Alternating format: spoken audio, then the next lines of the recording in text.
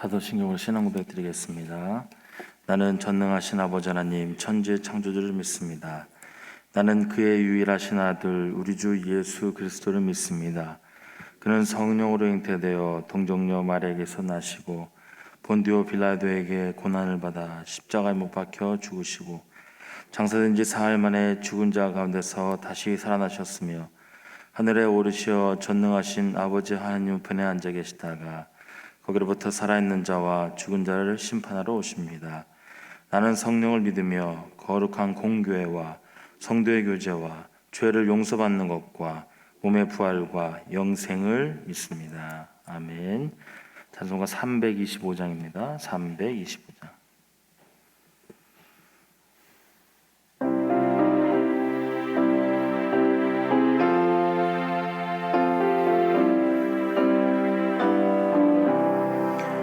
예수가 함께 계시니 시험이 오나 겁없네. 기쁨의 근원 되시는 예수를 위해 삽시다. 날마다 주를 섬기며 언제나 주를 기리고 그 사랑 안에 살면서 딴 길로 가지 맙시다. 이 세상 사는 동안에 주 이름 전파하면서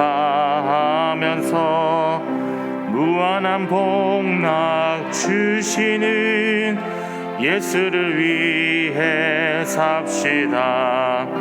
날마다 주를 섬기며 언제나 주를 기리고 그 사랑 안에 살면서 딴 길로 가지 맙시다. 이 세상 친구 없어도 예수는 나의 친구니 불의한 일을 버리고 예수를 위해 삽시다. 날마다 주를 섬기며 언제나 주를 기리고 그 사랑 안에 살면서 딴 길로 가지 맙시다. 주께서 심판하실 때 잘했다 칭찬하리니 이러한 상급 받도록 예수를 위해 삽시다. 날마다 주를 섬기며 언제나 주를 기리고 그 사랑 안에 살면서 딴 길로 가지 맙시다. 하나님의 말씀은 에스더입니다. 에스더 1장 1절에서 12절까지의 말씀. 구약성경 에스더 1장 1절에서 12절까지의 말씀 함께 교독으로 보신 후에 마지막 함께 합독으로 읽겠습니다.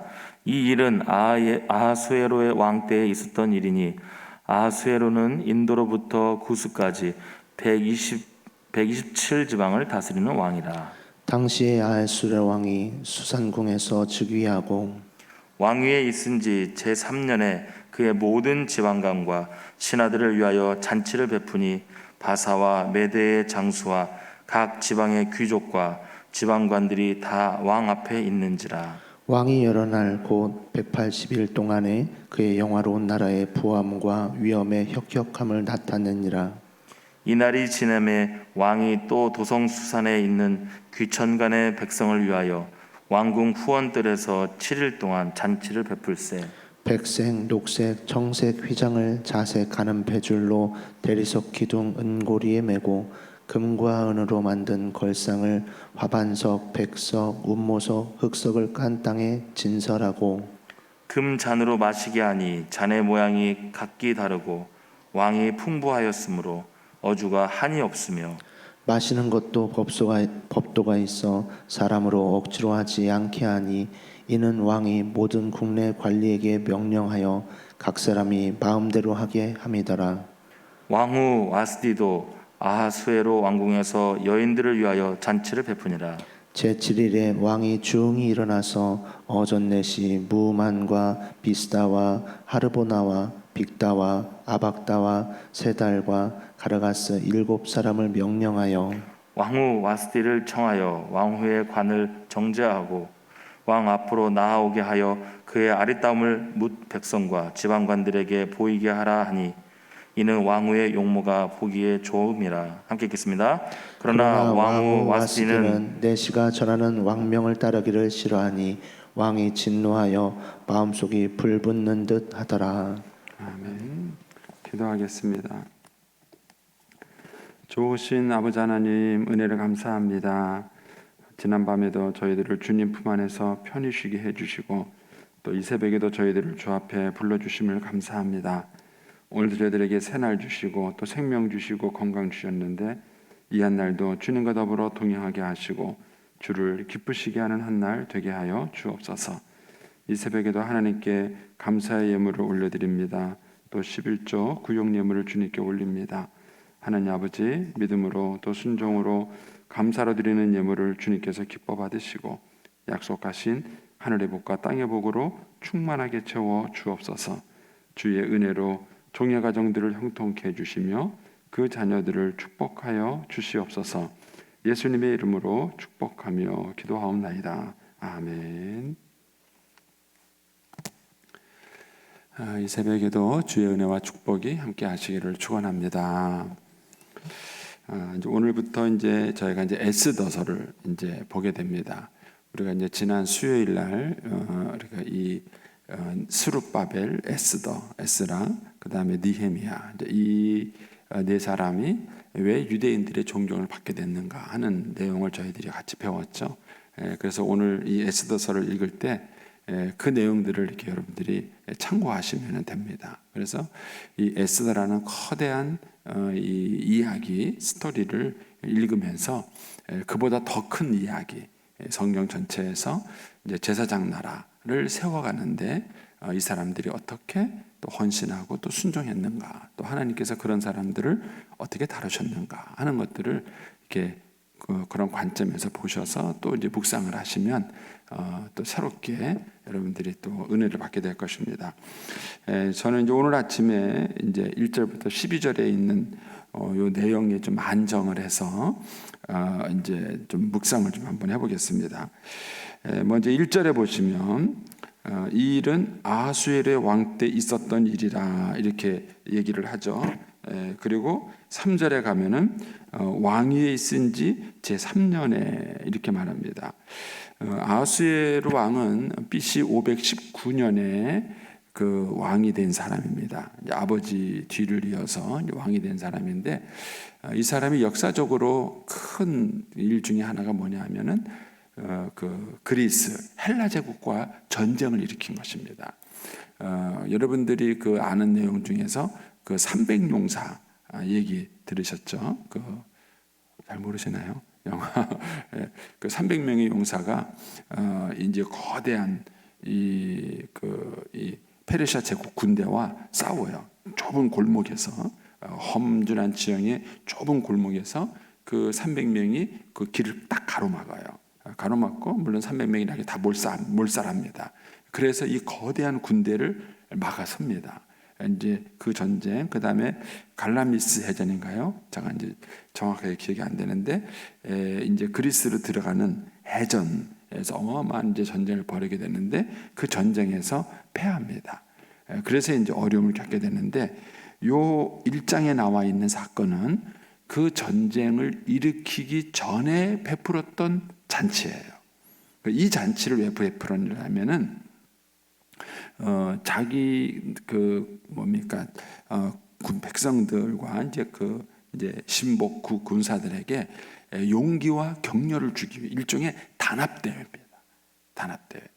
마치 이제 우리가 이제 그 회사에서 직원들을 격려할 때 무슨 큰 프로젝트를 끝내고 난 다음에 수고했다 이렇게 해서 격려하는 그런 회식이 있을 수도 있고요. 그 전에 마치 싸우러 가기 전에 또는 무슨 큰 일을 하기 전에 이제 가서 열심히 일해라 이런 격려 차원에서 먼저 그들에게 회식을 할 수도 있겠죠.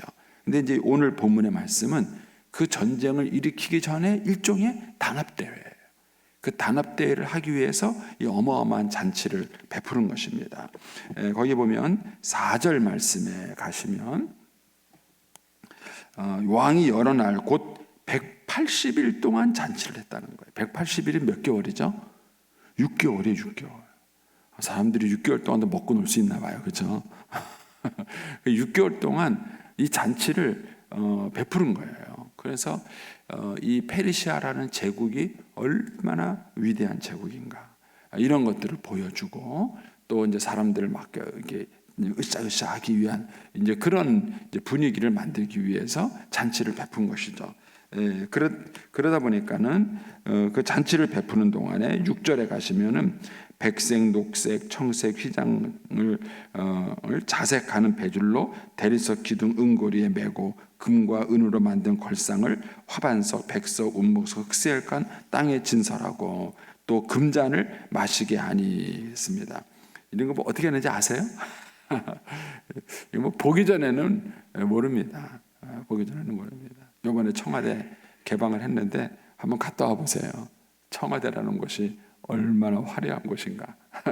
가서 여러분들 보시면은 이게 이렇게 가끔 뉴스를 보는 거하고 이제 거기 가서 보는 거하고 아마 전혀 다를 거예요. 그래서 한번 가서 보시면은 여기 들어오는 사람이 왜 들어오기만 하면은 마음이 변하는가. 여러분들이 알 수 있을 거예요. 굉장히 화려하게 이제 꾸며놓은 겁니다. 여기 6절, 7절 얘기는 그러니까는 이 왕이 이제 전쟁을 하기 전에 자기 신복들을 단합대회하면서 자기가 얼마나 큰 세력을 가졌는지도 자랑도 하고 또 단합도 하고. 그러니까 이제 이 잔치가 얼마나 화려하고 멋진 잔치인가에 대한 얘기를 여기서 계속 이제 얘기를 해주고 있는 거예요. 근데 이제 여기서 이제 문제가 발단을 합니다. 근데 우리가 잘 아는 것처럼 이 왕이 갑자기 이제 이 잔치 자리에서 아내를 자랑하고 싶었어요. 그래가지고 이제 아내에게 이제 의관을 다 정제하고 와라 이렇게 말을 한 거예요. 근데 옛날 같으면 이제 왕이 명령하면은 당연히 하는 것이죠. 근데 여기에 이제 12절에 가면 그러나 왕후 와스디가 내시가 전하는 왕명을 따르기를 싫어했다라는 이 표현으로 봐서는 왕후 와스디가 완전히 그 남편에게 못된 여인이기 때문에 그런 것만은 아니에요. 뭔가 이 왕의 돌출 행동이 좀 상식적으로 맞지 않은 그런 요구였다는 것을 여기서 알 수 있어요. 그러니까 이제 기분 나빴죠. 아무리 그렇다 하더라도 뭔가 이제 기분이 나쁘니까 이제 왕후가 거절을 한 것이죠. 그러니까 이것 때문에 뭐예요? 왕이 또 화가 난 것입니다. 이제 이것이 발단이 되는 거예요.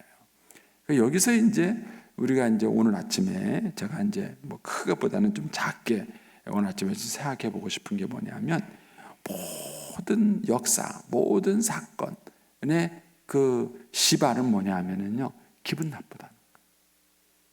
기분 나쁘다. 어느 교회가 크게 싸웠어요. 근데 왜 싸웠는가 해보니까는 A파, B파가 있어요. 왜 A파, B파가 싸웠는가 해보니까 A파를 대표하는 장로님하고 B파를 대표하는 장로님이 서로 기분이 나빠서 마음이 상한 거예요. 자존심이 상한 거예요. 인류 역사를 이렇게 들여다보면 어떤 우리가 그 사건이 굉장히 크고 복잡한 일들이 일어났는데 그 시발점은 의외로 작은 것이지. 작은 것. 그러니까 왕후 와스디는 남편이 자기를 마치 무슨 놀이객감으로 쓰는 이런 것에 대해서 뭔가 기분이 나빴던 거예요. 자존심이 상한 것이죠. 그러니까 이것 때문에 못 가겠다 이렇게 말을 한 거예요. 이런 왕후의 행동에 대해서 또 왕도 자존심이 상한 거예요. 그래서 거기 12절에 보면 뭐라 그랬냐면은 왕이 진노하여 마음속에 불 붙는 듯 했다. 불불불 끓어오르는 거죠. 막 왕이 불불 끓어오르는 거예요. 결국 이 기분 나쁜 이것 때문에 왕과 왕후가 이혼하는 사건이 벌어진 거예요. 그리고 그 이혼으로 인해서 또 뭐 왕비가 갈리게 되고, 그 다음에 그 자녀들이 또 있었지 않겠습니까? 또 그 자녀들은 또 마음에 상처를 받게 되는 것입니다. 이런 면에서 우리가 생각을 해보면 뭐 교회 일도 그렇고 한 나라 일도 그렇고 사실은 무슨 큰 겉으로는 대단한 명분 이야기 뭐 이런 이야기가 나오지만, 그러나 그 출발은 기분 나쁘다 이거예요. 기분 나쁘다. 그래서 우리가 이 기분 나쁜 것을 다스릴 줄 아는 것이 인생에 있어서 굉장히 중요해요. 그래서 이거를 잠언 4장 23절에 가면은 그런 얘기를 하죠. 무릇 지킬 만한 것보다 더욱 내 마음을 지키라. 생명의 근원이 이에서 납니다. 마음에서 나는 거예요. 그러니까 한 집안의 생명, 한 가정의 자녀들의 생명, 이 모든 것들이 마음에서 난다는 거예요. 그러니까 여러분, 한 가정에서 엄마 아빠가 싸워서 이혼을 하면은 자녀들은 무슨 날벼락입니까? 제가 그 날벼락을 맞은 사람이에요. 무슨 날벼락이에요? 갑자기 둘이 싸워가지고, 어른 둘이 싸워서 그래가지고 둘이 못 살겠다고 이혼을 해버리면 그러면 자녀들은 뭐예요? 그냥 어느 날 갑자기 날벼락을 맞은 거예요. 그런데 그런 날벼락을 맞은 이유가 뭔가? 그 부모들이 기분 나쁘다 이거예요. 그 기분 나쁜 그 마음을 잘 컨트롤하지 못하고 다스리지 못하는 것 때문에 부부가 이혼을 하게 되고 교회가 갈라지게 되고 나라가 갈라지게 되는 거예요. 그러니까 인류 역사의 이런 시작 속에서 그런 어떤 그 마음에서 생기는 이 자그마한 문제 하나를 어떻게 다스리냐에 따라서 인생과 삶이 크게 달라질 수 있다는 겁니다. 이런 면에서 우리가 마음을 다스리는 법을 배운다는 것은 대단히 중요해요. 마음을 다스리는 법을. 그래서 잠언도 그렇게 말하는 거예요. 무릇 지킬 만한 것보다. 우리가 지킬 게 많아요. 건강도 지켜야 되고, 그 다음에 재산도 지켜야 되고, 우리가 지킬 게 많아요. 그런데 가장 중요한 게 뭐냐? 마음을 지키는 거예요. 근데 우리 부모님들이 자녀들에게 마음을 지키는 법을 가르쳐 주시나요? 마음을 지키는 법. 요즘 우리 아이들이 학교 폭력이 일어나는 거, 그 원인을 따져보면 다 뭐예요? 우리 아이들이 마음을 지키지 못하는 거예요. 그 마음을 지키지 못하니까 그것이 학교 내에서 아이들이 학교 폭력으로 일어나게 되는 것입니다. 근데 학교에서는 여전히 뭘 가르쳐주냐면 성적 지키는 법을 가르쳐주는 거예요. 성적을 지키고 성적을 유지하는 법만 가르쳐주지, 마음을 지키고 다스리는 법에 대해서는 가르쳐주지도 훈련도 하지 않는다는 것입니다. 이런 면에서 우리가 자녀들을 가르치는 신앙교육이라는 것이 참 얼마나 참 허탕인가 하는 것을 여기서 보게 되는 것입니다. 그러니까 이 페르시아 제국, 이 거대한 나라에 엄청난 사건이 발생했는데 그 사건의 발단의 시작이 뭔가? 그게 기분 나쁘다 하는 거예요. 마음, 자존심이 상한 것이죠. 그럼 이제 왜 이런 일이 일어나게 됐는가를 보게 되면 이제 10절에 가시면 이런 표현이 나오죠. 제7일에 왕이 주흥이 일어나서, 주흥이 뭐죠? 술 기운이 오른 거예요. 술에 취해가지고 기분이 좋은 거예요. 그래서 주흥이 일어나서 어전네시와 무만과 비스디 하르보나 빌다와 아비사닥과 세달과 가르가스 7사람에게 명령하게 된 거예요. 그러니까 이 사건의 발단은 또 어떻게 시작이 됐냐면요, 술 취해서 그런 거예요. 술 취해서. 우리 역사 속에서 일어나는 그 술 취한 때문에 생기는 이런 문제들이 참 많아요. 그런데 술 먹는 사람들 얘기를 들으면요, 술이 좋은 점만 얘기해요. 술을 먹어야 하루 동안 스트레스 풀려지고, 또 술을 먹어야 또 사람이 재밌게 놀기도 하고, 또 술을 먹어야 또 솔직해지기도 하고, 하여튼 술 먹는 사람들 얘기 들어보면요, 술 때문에 있는 좋은 얘기만 막 해요. 술을 먹지 않으면 사회생활을 할 수 없고 사업을 할 수 없는 그런 얘기들을 막 얘기해요. 근데 술 때문에 생기는 문제들은 얘기하지 않아요. 술 때문에 생기는 문제. 그러니까 이 왕이 이런 어떤 한 나라를 소용돌이에 빠뜨릴 수 있는 이 사건이 생기게 되는 발단이 뭐냐 하면은 주흥이 일어나서 그런 거예요. 그 술에 취하면서 그 술로 인해서 자기를 다스리는 법을 잊어버린 거예요. 술의 가장 큰 문제가 이거예요. 여러분, 생명의 근원이 마음에서 나는데 그 마음을 다스리고 통제하는 능력을 술을 잃어버리게 한다면 술은 가장 나쁜 거예요. 근데 사람들이 그렇게 술을 생각하지 않는다는데 문제가 있는 것이죠. 우리가 잘 아는 것처럼 그 헤롯 왕도 세례 요한을 목 잘라 죽였잖아요. 그런데 목 잘라 죽이게 되는 이유가 뭐예요? 술 먹다 기분이 너무 좋은 거예요. 그래갖고 딸이 춤추니까 너무 기분이 좋아서 뭐라 그러냐면, 야, 네가 원하는 대로 다 해줄게, 이런 말을, 술김에 말 한마디 잘못했다가 세례 요한을 죽이는 일이 벌어지게 된 것이죠. 그러니까는 우리의 마음을 지키지 못하게 만드는 여러 요인들이 있어요. 그 중에 하나가 술이에요. 술은 마음의 빗장을 풀고 긴장을 풀게 만들고, 그래서 우리로 하여금 실수할 수 있게 만드는 것이죠. 그러니까 이런 것들을 우리가 자녀들에게 가르쳐 주는가, 이런 것들을 멀리 할 수 있도록 우리 아이들을 훈련시키는가 하는 것이죠. 더 중요한 것은 이제 그 앞에 내려가셔서 4절로 한번 가보십시오. 이 4절에 가면 이런 표현이 나옵니다. 왕이 여러 날 곧 180일 동안 그의 영화로운 나라의 부왕과 위엄의 혁혁함을 나타내니라. 예, 이 왕이 이 잔치를 배설하게 된 게 뭐냐 하면은 페르시아 제국이 얼마나 위대한 나라인가를 자랑하고 싶었어요. 누구한테? 부하들한테, 사람들한테 그걸 자랑하고 싶었던 거예요. 그런데 이런 자랑을 막 뻐기고 해서 180일 동안 정말 엄청난 돈을 들이고 그래가지고 삐까뻔쩍하게 잔치를 하고 있는데 그 잔치에 찬물을 끼얹은 사람이 누구냐면은 아내인 거예요. 그렇게 해서 왕이 훌륭하다는 걸 막 높여드려야 되는데, 근데 그 아내가 남편의 명령을 무시하는 바람에 완전히 자존심 구기고 잔치에 찬물을 끼얹게 된 것입니다. 이것이 또 이 사건의 배경이, 큰 배경이 되는 거예요. 그러니까 이 왕은 평상시에 뭘 했냐면은 자기를 자랑하고 자기를 드러내는 그런 성품을 가진 거예요. 이걸 성경에서는 자기의이다, 이렇게 얘기를 해요. 자기의이다. 근데 이 자기의를 죽이는 방법이 뭐냐 하면은 예배예요. 예배. 우리가 하나님의 영광을 구하는가, 자기의 영광을 구하는가, 하나님의 영광을 나타내는가, 자기의 영광을 나타내는가. 여러분, 예배라는 것은 모여가지고 묵도 찬송 기도하는 게 예배가 아니에요. 예배라는 것은 하나님 앞에 최고의 것을 드리는 경배예요. 그 하나님 앞에 무릎 꿇고 항복하는 거예요. 그래서 참된 예배자는 어떤 사람인가?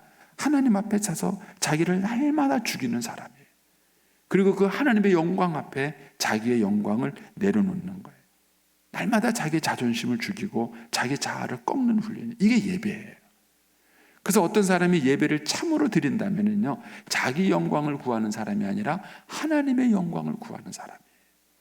그렇다면 만약에 이 왕후도 그렇고 왕도 그렇고 평상시에 자기 영광을 구하지 않고 하나님의 영광을 구하는 사람이었다면 어느 날 자존심 상하는 일이 벌어져도 무슨 생각을 했을까요? 내 자존심 상한 것보다 하나님의 마음을 먼저 생각하는 거예요. 하나님의 영광을 먼저 생각하는 거예요. 그리고 그 하나님의 영광 때문에 자기의 자존심을 내려놓을 수 있는 거예요. 저도 지금까지 살아오면서 행복한 결혼 생활을 하면서 살아왔어요. 근데 그런 결혼 생활을 살아오는 동안에 수많은 위기가 있었죠. 많은 위기가 있었습니다. 근데 그 위기들을 극복해낼 수 있었던 것은 뭐냐면 아내가 잘 협조해주고 따라왔기 때문에 그래요. 근데 아내가 그렇게 할 수 있었던 것은요, 아내가 하나님의 영광을 구하는 사람이었기 때문에 그래요. 만일 그러지 않았다면 벌써 가정이 깨졌을 거예요. 벌써 가정이 깨졌어요. 전 요즘 젊은이들이 이혼율이 이미 50%이 넘었어요. 그렇게 이혼율이 넘는 이유가 뭘까? 사는 형편이 옛날보다 더 힘든 것인가? 더 옛날보다 어렵고 힘들어서 그렇게 이혼하는 것인가? 아니에요. 현대인들이요, 자기 영광을 구하기 때문에 그래요. 현대인 사람에게. 그래서 요즘 아이들은요, 조그마한 것도 못 참아요. 자기가 손해보는 것을 절대 참지를 못해요. 이런 성품을 어렸을 때부터 쭉 키워놓고 나니까 가정 안에서 갈등이 생기면은 참지 못하는 거예요. 양보하지 못하는 겁니다. 그리고 자기의 영광을 구하다 보니까 너무 쉽게 이혼이라는 결정을 하게 되는 거예요. 그래서 우리 아이들에게 참된 예배를 가르쳐 주는 것이 얼마나 중요한가. 평상시에 하나님의 영광을 구하고 그 하나님의 영광 앞에 자기의 영광을 내려놓을 수 있고 항복할 수 있고 무릎 꿇을 수 있는 이 영적 훈련이 된 사람이 가정 안에서도 자존심 상하는 일이 생기고 회의하다가 기분 나쁜 일이 생기고 그래도 그걸 참을 수 있는 거예요. 근데 이 훈련이 되지 않은 사람은 기분 나쁘다 이거예요. 네가 나 무시했다 이거예요. 그리고 그걸 참지 못하고 하고 부딪혀버리는 거예요. 동네 애들이 싸우면 문제가 안 돼요.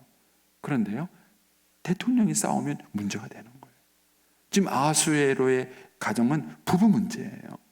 부부 문제인데 이 사람이 왕이라는 게 문제예요. 왕의 부부가 싸우니까 단순한 부부 싸움이 아닌 거예요. 이게 문제가 되는 거죠. 교회 안에서도 지도자들의 다툼은 이래서 어려운 거예요. 애들이 싸우는 거는 문제가 되지 않아요. 그래서 이런 면에서 우리의 삶 속에서 우리의 마음을 다스리고 하나님의 영광을 구하는 이런 훈련을 하며 살아간다는 것이 얼마나 중요한가 하는 것을 여기서 보게 되는 거예요. 이 아하수리의 가정 속에서 이런 분위기 속에서 등장하는 사람이 누구냐면은 에스더예요. 그런 맥락에서 여러분들이 한번 묵상을 한번 해보세요. 이런 맥락에서 등장하는 사람이 에스더고 그 에스더는 자기의 영광을 구한 것이 아니라 하나님의 영광을 구한 거예요. 그래서 그 에스더라는 여인이 아주 훌륭한 여인이 된 거고 왕의 마음을 사로잡을 수 있었고 그 민족적인 문제와 어려움을 해결할 수 있었던 것입니다. 이런 면에서 한번 본문의 말씀을 묵상해 보시고 나는 정말 하나님의 영광을 구하는 사람인가? 그리고 때로는 하나님의 영광을 위하여 내가 자존심 상하고 기분 나쁜 것을 내려놓을 수 있는 사람인가 하는 것이죠. 이제 이런 영적 훈련이 우리가 하나님의 나라를 이루는데 굉장히 중요한 도구가 된다 하는 것이죠. 에스더는 바로 그 부분이 됐기 때문에 제사장 나라를 세워가는데 훌륭한 사람이 됐고 또 유다 백성으로부터 존경받는 사람이었다 하는 것을 알 수 있게 됩니다. 여러분 오늘 한 날도 저와 여러분이 하나님의 영광을 구하고 또 하나님 앞에 우리 자신을 내려놓을 수 있는 그런 한 날이 되기를 축복합니다. 기도하겠습니다.